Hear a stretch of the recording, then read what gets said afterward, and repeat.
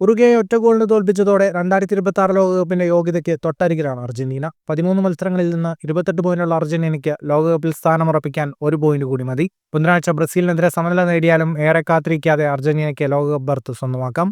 ഉറുഗ്വേക്കെതിരായ ടീമിന്റെ പ്രകടനത്തിൽ ഏറെ സന്തോഷം പ്രകടിപ്പിച്ച സ്കലോണി അർജന്റീന മെസ്സിയെ മാത്രം ചുറ്റിപ്പറ്റിയുള്ള ടീമാണെന്ന വിമർശനങ്ങൾക്കും മറുപടി നൽകി. മത്സരശേഷം സ്കലോണിയുടെ വാക്കുകൾ ഇങ്ങനെയായിരുന്നു: മത്സരത്തിൽ അർജന്റീന നന്നായി കളിച്ചു.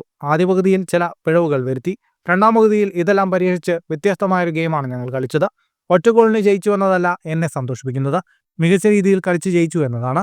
കാണികളുടെ സമ്മർദ്ദം മനസ്സിലാക്കി ഒത്തൊരുമയോടെ കളിക്കാൻ താരങ്ങൾക്ക് കഴിഞ്ഞു. നന്നായി കളിച്ചാൽ ഗോൾ നേടാൻ കഴിയുമെന്ന് എനിക്ക് ഉറപ്പുണ്ടായിരുന്നു.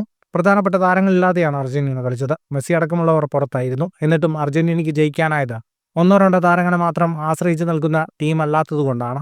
ചില പേരുകളിൽ കുടുങ്ങിക്കിടക്കുന്ന ടീമല്ല അർജന്റീന. പ്രധാന താരങ്ങൾ മാറി നിൽക്കുമ്പോൾ അവരുടെ അഭാവം നികത്തുന്ന താരങ്ങൾ ഉയർന്നു വരുന്നു.